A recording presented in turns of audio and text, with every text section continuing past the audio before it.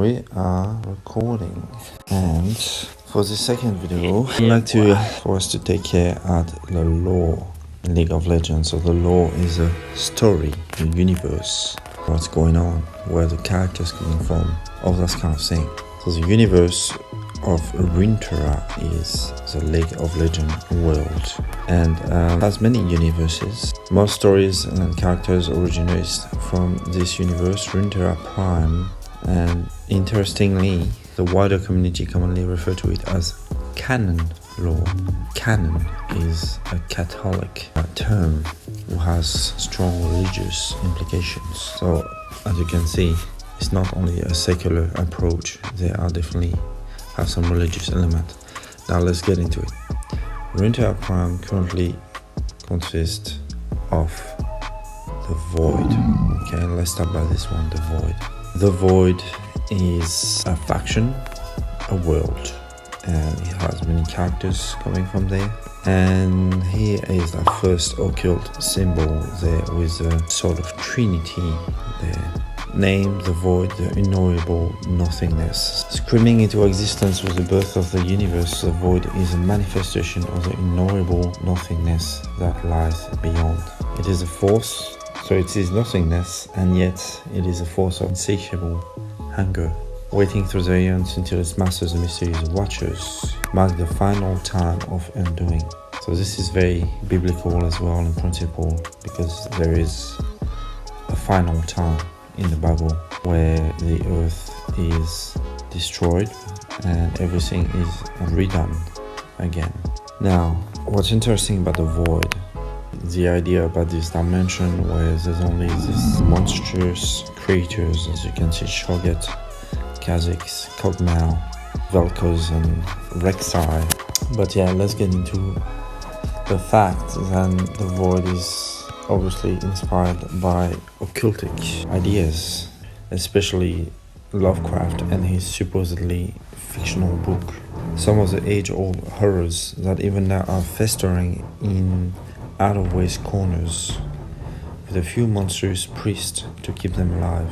Some people know things about the universe that nobody ought to know, and can do things that nobody ought to be able to. Now let's just keep to the meat of that article. Many of these stories are based on the premise that behind the veil of our mundane existence is a world of chaos and darkness ruled by ancient forces that threaten to pierce our false reality with various forms of indifference and malevolence. Again, if you just read the Bible, you will know that those are demons, fallen angels. They're just part of the reality. Even though we cannot see them, they're here. Even though we cannot see them, they're influencing people and pushing their own agendas. Elder gods. So gods, for those who don't know that, is actually just meaning spirits. So you have the God, which is a God of life, and the creator of all things, which is God the Father. But you have as well, God can mean any spirit, so any of the other angels. Secret rites, forbidden books. So all this is of course the occult. When you deal with witches and sorcerers and wizards, which are meddling and calling these evil spirits to themselves, so they're able to strike a deal with them. This is all real stuff, unfortunately. So anyway, there's, as you can see, this is obviously very inspired by Lovecraft, and he in turn is very inspired by the occult. And of course, he goes straight into Satanism with nothing is true, everything is permitted. So do what thou will. Because nothing is true, because there's no God, because whatever, you can just do whatever you want and give yourself into your worst passions and do anything you want for the pursuit of pleasures and power, even if that includes child sacrifice, human sacrifice, which is usually what they end up doing, because there is tremendous power in those things. But of course that just defiles you more and more, and this is not the right way. to go. Some believe that Lovecraft was in fact influenced by Aleister Crowley himself, and possibly by his wife. So yeah, this is one of the most influential occultists that ever existed, despite having such a miserable life, where all he did was taking drugs and doing all his rituals and dying poor and diseased and hooked on heroin and having, nothing glamorous.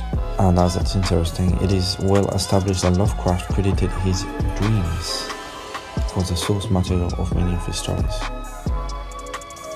So it literally was inspired by evil spirits to write his supposedly fictitious story, and glorify that idea of that dimension where horrible creatures are God in control, and these horrible creatures are severely restrained and can only do so much. When people are calling them to themselves is the only time where they can infiltrate this world. And yeah, so anyway, I just wanted to show the connection that this is not innocent.